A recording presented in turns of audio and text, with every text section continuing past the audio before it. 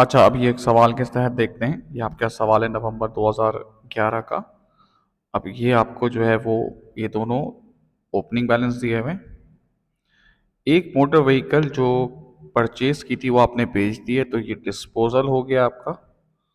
और एक motor vehicle आपने परचेज की है। ये आपके 90% यही सवाल आएंगे। एक परचेज की है, एक डिस्पोज की है, एक परचेज की, एक डिस्पोज की है। इसी में वो आपके साथ खेलेगा, ठीक है। Depreciation is charge on 20% on cost, यानी कि ये एसएलएम है, with the rate being applied for each part of the year. इसका मतलब है कि जितना आपने यूज किए उतने ही आप डेप्रिसिएशन चार्ज करोगे। इसको हम कहते हैं बेटा मंथली। एसएलएम मंथली कंटेंट हो गया आपका। तो बेसिकली ओपनिंग बैलेंस से एक खरीदी है, एक बेची है, और आपको तीनों अकाउंट बनाने हैं। सबसे पहली बात है मोटर व्हीकल। अब ये हमेशा यार इसको बस हैमर करता रहता हूं मैं, ये चीज आपको याद होनी चाहिए। मोटर व्हीकल एक एसेट है। एसेट जब बढ़ता है तो डेबिट होता है, एसेट जब कम होता है तो क्रेडिट होता है।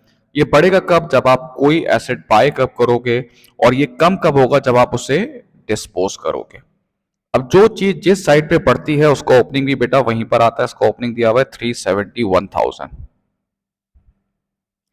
अब एक मोटर व्हीकल आपने डिस्पोज की है। अब ये मोटर व्हीकल की कॉस्ट का अकाउंट है, तो सिर्फ यहां पे कॉस्ट लिखते हैं। सिर्फ यहां पे क्या लिखते हैं बेटा? कॉस्ट लिखते हैं।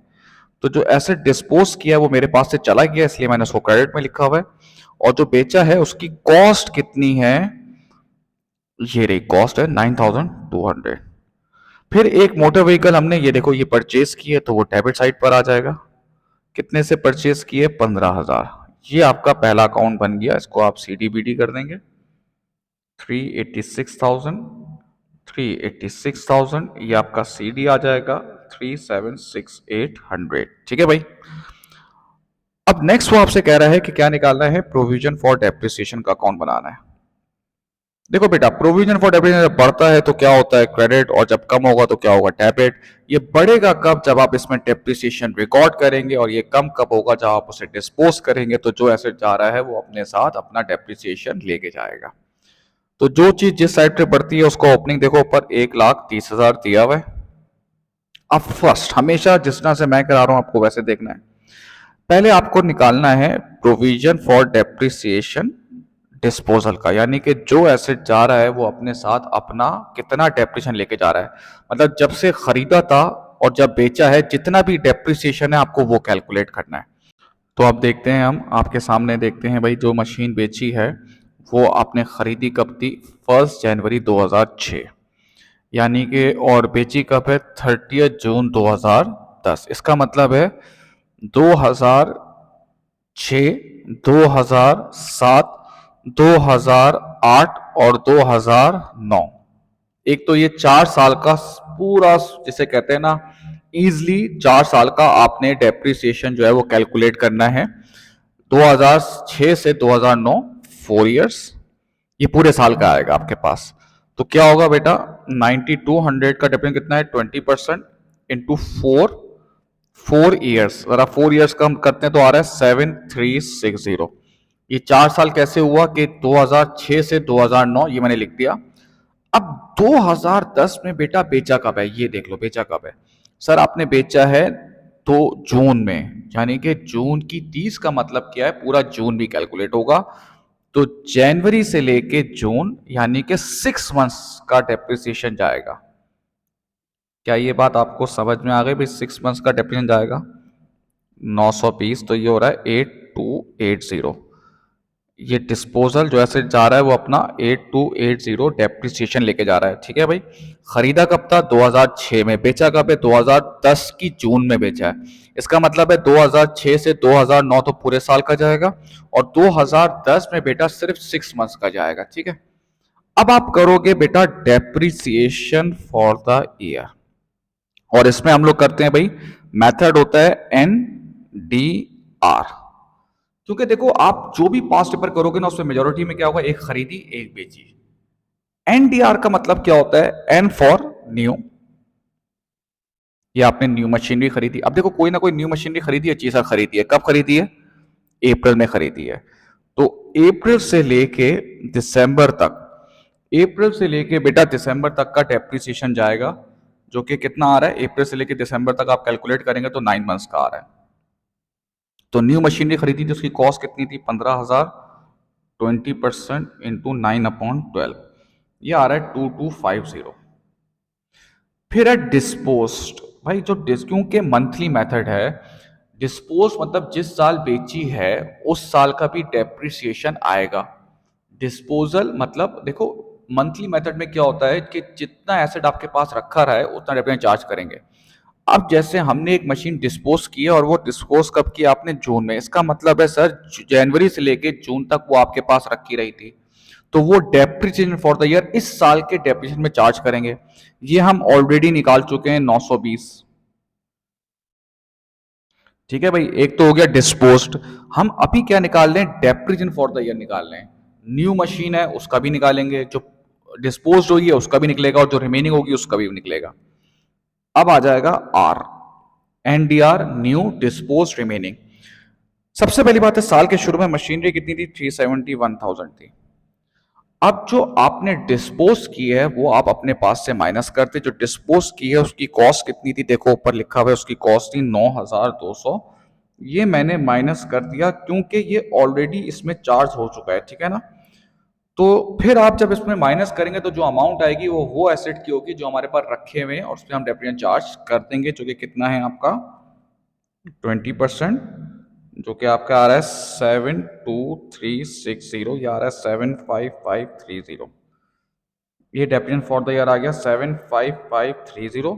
और ये कैसे आया, न्यू, एक न्यू मशीनरी खरीदी थी, और वो कब खरीदी थी हमने, न्यू मशीनरी हमने खरीदी थी अप्रैल, तो अप्रैल से दिसंबर तक ये आ गया।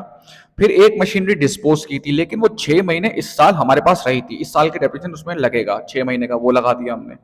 फिर जो रिमेनिंग जो बाकी बची हुई है, जो बाकी थी वो 371 थी, उसमें से मैंने 9200 माइनस कर दी क्योंकि इसका हम ऑलरेडी डिस्पोजल में चार्ज कर चुके थे, तो ये आ गया आपका डेप्रिसिएशन फॉर द ईयर। अब वो हमेशा मेजोरिटी में क्या कहेगा, वो कहेगा कि इसका क्या निकालो, वो अकाउंट भी निकालो, जिसे कहते हैं डिस्पोजल अकाउंट भी जो है ना वो भी निकालो। तो अब इसमें देख लेते हैं भाई, ये रहा डिस्पोजल अकाउंट। जो एसेट बेचा है उसकी कॉस्ट आपके पास दी हुई है 9200। फिर उसका जो प्रोविजन फॉर डेप्रिसिएशन हमने निकाला था, ये देखो ये लिखा हुआ, वो है 8280। बेचा कितने का है हमने, 500 का, तो डिफरेंस इधर आएगा, तो इनकम स्टेटमेंट करके लॉस आप कर देंगे इसका 420। तो ये एक तरह से एक सवाल हो गया आपका। अब ये आपके पास एक और सवाल आया, वो भी देख लेते हैं, मई 2018-21 का है। ये तो आपको ओपनिंग बैलेंस दिए हुए हैं, ठीक है। All the motor vehicle purchase on 1 जनवरी 2014, ठीक है भाई चलो। फिर एक मोटर व्हीकल जो हमने परचेज की है 48, और इसको सेटल किया गया है पार्ट एक्सचेंज अलाउंस से, ठीक है ना। और मैंने आपको हमेशा से क्या बोला था कि जब भी पार्ट एक्सचेंज अलाउंस आएगा आप जो है वो क्या करेंगे, एंट्री बना लेंगे। तो मोटर व्हीकल परचेज कितने की है, ये देखें, मोटर व्हीकल आपने परचेज की है 48,000 की। पेमेंट कितनी की है आपने, बैंक से पेमेंट गई है 28,000। तो आपका पार्ट एक्सचेंज अलाउंस कितना बन गया, आपका जो पार्ट एक्सचेंज अलाउंस है वो इसको 20,000 बन गया, ठीक है भाई। और जो पार्ट एक्सचेंज में मशीन की उसकी कॉस्ट कितनी थी, 36,000। अब वो कह रहा है the company policy is to depreciate motor vehicle 25% using RBM a full year. इसका मतलब है कंटेंट हुआ है आरबीएम ईयरली, ये इसका कंटेंट का नाम हो गया। तो बेटा सबसे पहले हम क्या करेंगे, हम सबसे पहले हम ये टी अकाउंट बनाएंगे मोटर व्हीकल का। मोटर व्हीकल एसेट है, एसेट जब बढ़ता है तो डेबिट होता है, और जब कम होगा तो क्या होगा, क्रेडिट होगा। ये बढ़ेगा कब, जब आप परचेज करेंगे, और ये कम कब होगा, जब आप डिस्पोज करेंगे, तो एसेट आपके पास से चला जाएगा। तो ओपनिंग आपके पास लिखा हुआ है 124,000। अब देखो जो मैंने मोटर व्हीकल परचेज किया ना वो पार्ट एक्सचेंज अलाउंस किया, मतलब बैंक से मैंने पेमेंट की है 28,000 की, और पार्ट एक्सचेंज अलाउंस 20,000 का हुआ है, करेक्ट। अब जो एसेट डिस्पोज किया है, जो बेचा है, जो एक्सचेंज किया है, उसकी कॉस्ट कितनी थी, 36,000। तो ये आ गया आपके पास, ये एक्सचेंज किया, ये आपने बेचा है, ये आपने राइट ऑफ किया है। निकाला है अपनी बुक से तो 36,000 है, तो ये CD आपके पास आ जाएगा 136,000। अब फिर हम करेंगे provision for depreciation. Provision for depreciation जब बढ़ता है तो क्रेडिट होता है, और जब कम होगा तो क्या होगा, डेबिट होगा। ये बढ़ेगा कब, जब आप इसमें डेप्रिसिएशन रिकॉर्ड करेंगे, और ये कम कब होगा, जब आप उसे डिस्पोज करेंगे। तो जो एसेट जा रहा है वो अपने साथ अपना डेप्रिसिएशन लेके जाएगा। तो इसका ओपनिंग देखें क्या है, 54250। अब सबसे पहला स्टेप क्या होगा बेटा, सबसे पहला स्टेप ये होगा कि आप जो एसेट डिस्पोज किया है उसका आप टोटल डेप्रिसिएशन निकालेंगे। ठीक है भाई। अब उसने कहा जितनी भी खरीदी थी आपने, जो बेची हैं, जो भी चीज है वो आपने जो खरीदी थी वो कब खरीदी थी, 1 जनवरी। चले भाई, अब हम स्टार्ट करते हैं, डिस्पोजल निकालना शुरू करते हैं। जो एसेट बेचा था वो हमने 2014 में खरीदा है, और वो कितने की उसकी कॉस्ट थी, 36,000। क्योंकि ईयरली है, now months are not important for me, ठीक है ना। तो मैं डायरेक्टली क्या कर दूंगा, 25% 2014 का लगाया मैंने, ये आ गया 9,000, 27,000। फिर 2015 का 25%, ये आ रहा है 6,750। अब 2016 में आपने बेच दी, 2016 में आपने बेच दी, और 6 मंथ्स रख के बेची है। अब क्योंकि ये मंथली मेथड नहीं है, ये ईयरली मेथड है, और ईयरली मेथड कहता है जिस साल आपने बेची है उस साल आपको डेप्रिसिएशन चार्ज करने की जरूरत नहीं है। इसलिए हमने 2016 का डेप्रिसिएशन नहीं लेंगे, हम सिर्फ 2 सालों को लेंगे, जो कि मिला के 9,000 प्लस 6,750, ये आपके आ रहा है 15,750। तो ये आ गया डिस्पोजल 15,750। ठीक है। अब मेन कहानी आएगी डेप्रिसिएशन फॉर द ईयर, जो कि आता है NDR। ये याद रखेंगे तो हमेशा बहुत आसान हो जाएगा सवाल आपका। एन मतलब न्यू। भाई आपने न्यू मशीनरी खरीदी है, जी खरीदी है, कितने की खरीदी है सर, आपने खरीदी है 48,000 की। अब क्योंकि ईयरली है तो months are not important. Yearly में क्या होता है, आपने छठे महीने खरीदी है, 7वें महीने खरीदी है, दूसरे महीने खरीदी है, पूरे साल का डेप्रिसिएशन चुका दो, बस सिंपल इज दिस।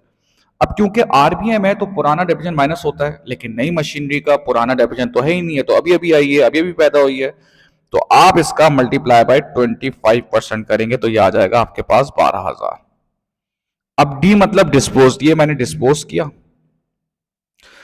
अब क्योंकि ईयरली मेथड है तो डिस्पोज का डेप्रिसिएशन चार्ज नहीं होगा। क्योंकि ईयरली मेथड क्या कहता है कि जिस साल आपने बेचा है उस साल का डेप्रिसिएशन चार्ज नहीं होगा। ठीक है, न्यू हो गया, डिस्पोज हो गया। अब आएगा रिमेनिंग।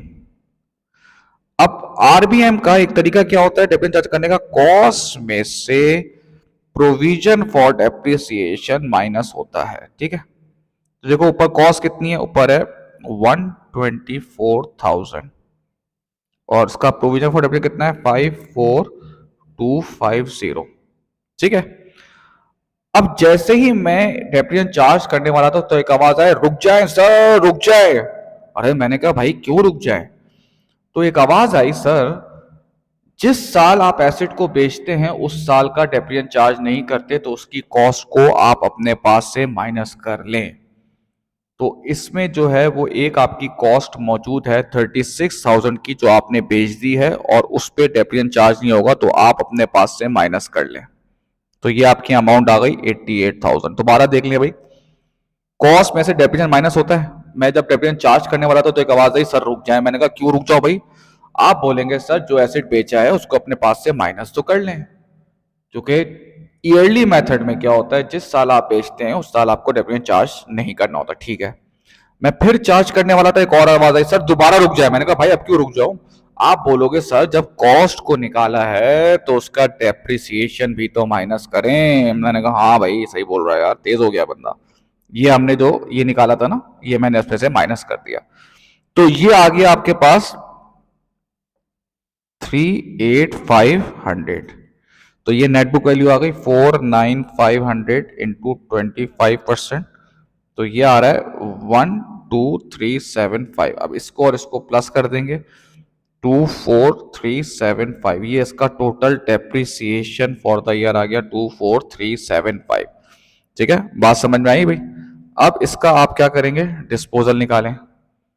डिस्पोजल में क्या होता है हमेशा, कॉस्ट, डेप्रिसिएशन। अब यहाँ पे कैश नहीं है बल्कि एक्सचेंज है, तो जो एसेट बेचा है उसकी कॉस्ट बताएं, ऊपर देखो लिखी हुई है 36,000। उसका टोटल डेप्रिसिएशन कितना आ रहा था, ये आ रहा था 15,750। उसका जो पार्ट एक्सचेंज अलाउंस था वो देखो ये था 20,000। तो इसका मतलब क्या हुआ है भाई, ये आपके पास लॉस आ रहा है 250 का। ठीक है भाई। अच्छा अब ये देख लेते हैं, एक और सवाल है नवंबर 2017 टू 1। ये आपको ओपनिंग बैलेंस दिया हुआ है, फिर depreciation is to 20% using RBM and depreciation is charge on monthly basis. का मतलब है कंटेंट कौन सा हो गया, आर बी एम, मंथली। फिर देखो एक परचेज की है, एक डिस्पोज की है, और कुछ नहीं है। देखो मेजोरिटी अगर आप इस चीज को करके बैठ जाए ना, कि हमेशा से मेजोरिटी यही होगा, एक परचेज की होगी, एक डिस्पोज की होगी, और डेप्रिसिएशन लग रहा होगा, दैट्स इट। सबसे पहली बात है, हम इसमें मोटर व्हीकल का अकाउंट बनाएंगे। बेटा मोटर व्हीकल एक एसेट है, एसेट जब बढ़ता है तो डेबिट होता है, एसेट जब कम होता है तो क्रेडिट होता है। ये बढ़ेगा कब, जब आप परचेज करेंगे, और ये कम कब होगा, जब आप उसे डिस्पोज करेंगे। तो जो चीज जिस साइड पे बढ़ती है नॉर्मली उसका बैलेंस वहीं पर आएगा। 125,000 है। उसके बाद आपने एक मोटर व्हीकल परचेज किए, जो परचेज किए वो मैं यहाँ डेबिट साइड पे लिख दूंगा 28,230। और एक मोटर व्हीकल आपने डिस्पोज किए तो वो आपके पास से जाएगी, और उसकी कॉस्ट कितनी है बेटा, 19,500। तो सीडी निकाल लीजिएगा। नेक्स्ट क्या है आपके पास, आपको निकालना है फिर ये provision for depreciation. Provision for depreciation जब बढ़ता है तो क्रेडिट होता है, और जब कम होगा तो क्या होगा, डेबिट होगा। जो चीज जिस साइड पे बढ़ती है उसका ओपनिंग वहीं आएगा और क्लोजिंग उसके अपोजिट जाएगा। ये बढ़ेगा कब सर, जब आप इसमें डेप्रिसिएशन रिकॉर्ड करेंगे, और ये कम कब होगा, जब आप डिस्पोज करेंगे। तो जो एसेट जा रहा है वो अपने साथ अपना डेप्रिसिएशन लेके जाएगा। तो उसका ओपनिंग देखो कितना लिखा हुआ है, 43750, ये लिखा हुआ आपके पास। अब सबसे पहले हम क्या निकालेंगे, हम डिस्पोजल का प्रोविजन फॉर डेप्रिसिएशन निकालेंगे। मतलब शुरू से लेके आखिरी तक इस पे कितना हम डेप्रिसिएशन चार्ज कर चुके थे वो हम निकालेंगे। तो उसके लिए मुझे दो चीजें चाहिए होंगी, आपने खरीदा कब था। ठीक है, आपने खरीदा कब था। तो सबसे पहली बात है, हमने इसको ये कॉस्ट 19,500। अब देखना क्योंकि मंथली है, now dates are very important, ठीक है ना। खरीदा कब था, अप्रैल 2015, यानी कि अप्रैल हो गया, अब अप्रैल काउंट नहीं होगा, तो ये मैं लिख देता हूं मई 2015। ईयर एंड कब हो रहा है, अगर अगस्त में शुरू हो रहा है तो इसका मतलब है जुलाई में खत्म हो रहा होगा। तो जुलाई 2015, यानी कि पहले इसमें मई जून जुलाई, यानी कि 3 महीने का डेप्रिसिएशन चार्ज कर दो। 19,500 इंटू 20% इंटू 3/12, ये आ गया आपके पास 975, 18525। अब आ गया 2016, यानी कि 2016 अगस्त, और ईयर एंड कब हो रहा है, जुलाई में। तो फिर ये जुलाई दो सॉरी ये 2015 होगा, और जुलाई 2016। ठीक है बेटा। 18525 का 20%, या अब ये पूरे साल का लगेगा, ये आ रहा है आपके पास 3750, 14820। अब जुलाई 2016 में खत्म हो रहा था, तो स्टार्ट कब होगा बेटा, अगस्त 2016। ईयर एंड कब होगा बेटा आपके पास। अब ये देखो बेच कब रहे हैं, आप फौरन देख लो बेच कब रहे हैं सर, आप बेच रहे हैं 28 फेब। तो अब ये यहां पर आ गया हमारा counting year 28 Feb 2017, is that right. तो अगस्त सितंबर अक्टूबर नवंबर दिसंबर जनवरी फेब, इसका मतलब क्या है, 7 महीने रख के बेचा है। तो लगा दो भाई 14820 इंटू 25, सॉरी 20% इंटू 7/12, ये आ रहा है आपके पास 1729। तो नेट ये आ गया आपका 3 सालों का। जरा 3 सालों का प्लस कर लेते हैं, 975 पहले साल का, दूसरे साल का 3750, तीसरे साल का 7 महीने का 1729। तो मिला के हो रहा है 6409। तो जो एसेट जा रहा है वो अपना कितना डेफिनेट लेके जा रहा है, 6409। 9। अब क्या है बेटा आपका, अब हम निकालेंगे depreciation for the year, income statement, NDR. New हमने एक खरीदा है, देखो कब खरीदा है, अच्छा जनवरी में खरीदा है। कब खरीदा है, जनवरी में। ईयर एंड कब हो रहा है, जुलाई में हो रहा है। तो इसका मतलब क्या हुआ, 6 मंथ्स का डेप्रिसिएशन जाएगा न्यू मशीनरी का। तो जो न्यू मशीनरी है वो कितने की है, 28230, उसका 20%, और 6/12, 2823। फिर एन हो गया, अब डी इज डिस्पोज्ड, कि आपने क्योंकि मंथली मेथड है डिस्पोज की है, आपने देखो 7 महीने, देखो 7 महीने रख के डिस्पोज की है। मंथली मेथड क्या है, हमारे ईयर में जितनी मशीन रखी रहेगी उसका डेप्रिसिएशन चार्ज करेंगे। 7 महीने बाद बेचिए ना, 7 महीने तक तो हमारे पास थी, 7 महीने का डेप्रिसिएशन चार्ज कर दो, जो कि आपके पास कितना आ रहा है, 1729, हम ऑलरेडी निकाल चुके हैं, ये रहा। अब आ गया रिमेनिंग, कैसे निकलती है, कॉस्ट में से आप डेप्रिसिएशन माइनस करते हैं। देखो कॉस्ट ऊपर कितनी दी हुई है, 125,000 और 43750। अब जरा देखना भाई, जब मैं डेप्रिसिएशन चार्ज करने वाला था तो मेरे पास एक आवाज आई, सर रुकें। मैंने कहा क्यों रुकूं, आप बोलोगे सर जो एसेट बेचा है उसमें से इसकी कॉस्ट को माइनस तो करें। मैं बोलूंगा क्यों माइनस करूं, क्योंकि आप बोलोगे ऊपर इसका ऑलरेडी हम चार्ज कर चुके हैं। मैं बोलूंगा हाँ हाँ ठीक है भाई। तो जो एसेट बेचा है उसकी कॉस्ट जरा बताओ, ऊपर देखो कितना लिखा हुआ है, उसकी कॉस्ट है 19,500। मैंने लिख दिया ठीक है भाई, 19,500 मैंने माइनस किया तो ये आ रहा है 105500। मैं फिर डेप्रिसिएशन चार्ज करने वाला था तो आवाज आई, सर फिर रुक जाए। मैंने कहा अब क्यों रुकूं, तो मैं कहेगा सर जब आपने एसेट की कॉस्ट को माइनस किया है तो उसका डेप्रिसिएशन भी तो माइनस करें। मैंने कहा हाँ मेक सेंस। अब यार ये जो अब मैं बात बताने वाला हूं, उस खुदा के वास्ते बस ये समझ लो ना, तो क्योंकि यही अटकता है बच्चों के, ये जो 43750 है, ये 2016 का बैलेंस है। इसका मतलब है 2016-17, यानी कि जो हमारा ये है, ये इस पे मौजूद नहीं है, करेक्ट। तो इसमें 2015-16 तक का डेप्रिसिएशन मौजूद होगा। क्या ये बात समझ में आई, देखो ये जो 43750 है ना, इसमें इस साल का यानी कि ये वाला डेप्रिसिएशन तो मौजूद ही नहीं है। इसमें कौन से मौजूद हैं दोस्त, सर ये दो मौजूद हैं।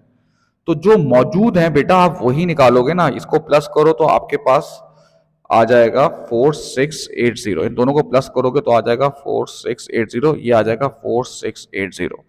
अब बच्चा यही कहता है सर ये आप मुझे बताएं आपने टोटल ये क्यों नहीं माइनस किया तीनों सालों का। मैं बोलूंगा भाई इसमें क्या 3 साल का मौजूद है, नहीं, इसमें कितने साल का मौजूद है, 2 साल का। तो इसमें से बेटा तुम 2 साल का ही डेप्रिसिएशन माइनस करोगे ना, ये तो तीसरा अभी इस साल लगा है, इधर मौजूद नहीं है। ये बात समझ में आई, देखो 43750 साल के शुरू का बैलेंस है।